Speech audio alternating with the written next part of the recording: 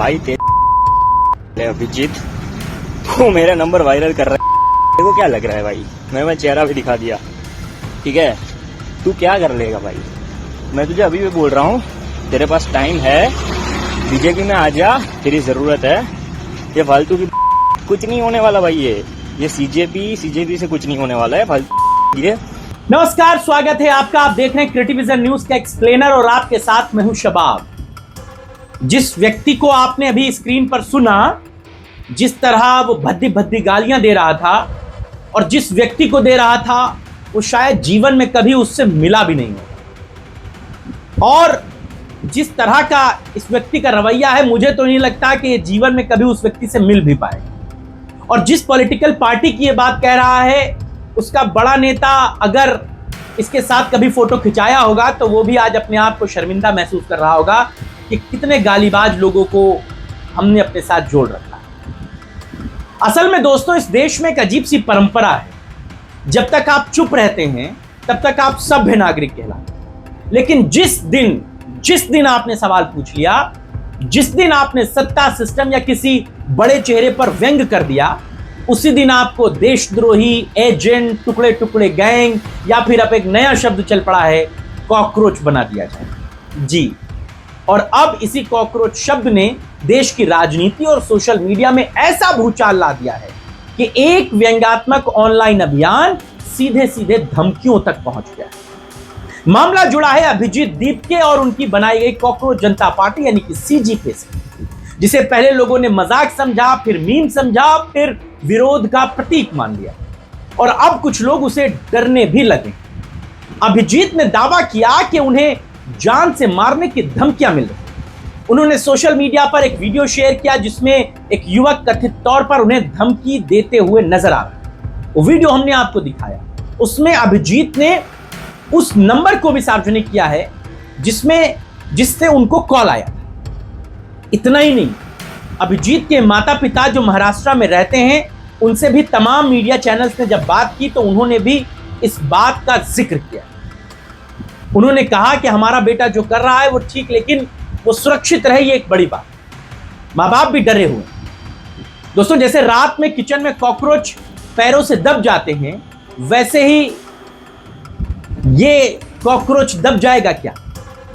लेकिन अब लोकतंत्र में बहस कम हो गई, किचन वाली भाषा अब ज्यादा चल रही। अभिजीत सवाल पूछ रहे हैं, क्या इन धमकियों पर कोई कार्रवाई होगी?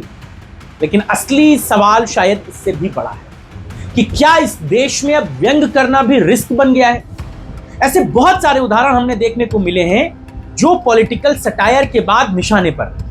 बहुत सारे स्टैंड अप कॉमेडियन ने, जिन्होंने मौजूदा देश की राजनीति पर व्यंग किया, सटायर किया, उनको तमाम तरीके की मुश्किलों का सामना करना पड़ा।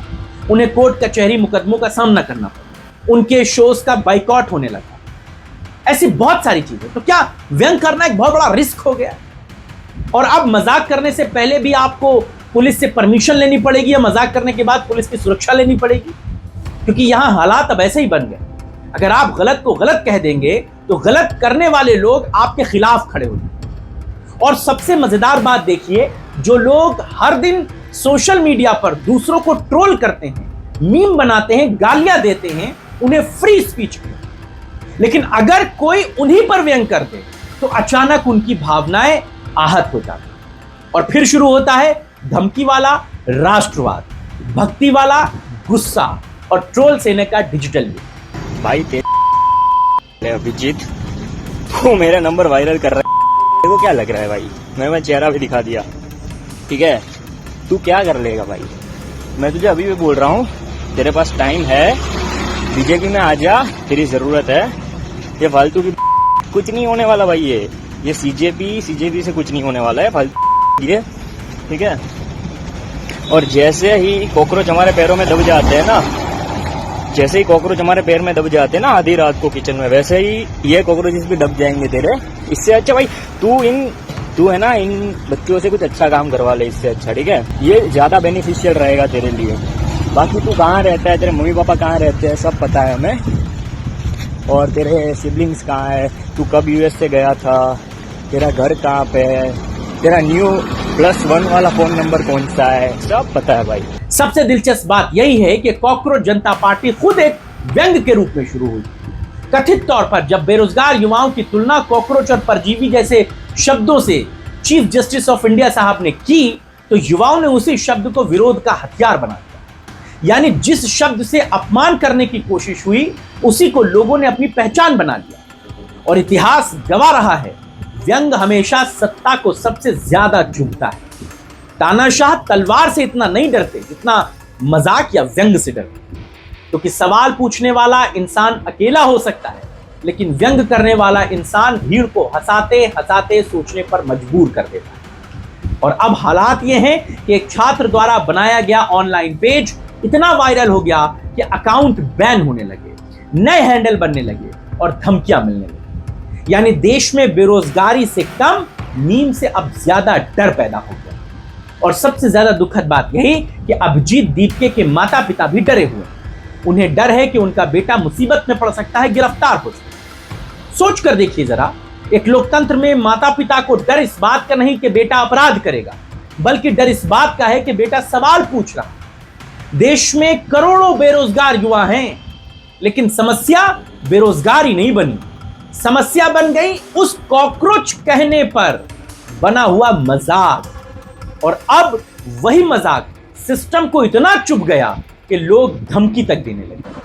लेकिन एक बात हमेशा याद रखिएगा, जब समाज में सवाल पूछने वालों को डराया जाने लगे तो समझ लीजिए सत्ता आलोचना नहीं, सिर्फ तारीफ सुनना चाहिए। और जब व्यंग करने वालों को दबाने की भाषा इस्तेमाल होने लगे तो समझ जाइए कि व्यंग ने कहीं ना कहीं सच को छू लिया है। क्योंकि सच तो यही है, अगर आप गलत को गलत कहेंगे तो गलत लोग आपके खिलाफ जरूर गलत हो जाएंगे। अभी के लिए बस इतना ही। अभिजीत के साथ जो हो रहा है उस पर आप क्या सोचते हैं, आप बताइएगा। आपके राय और विचारों का इंतजार रहेगा। इस वीडियो को बनाने में मदद की हमारे सहयोगी सुशील कुमार। नमस्कार।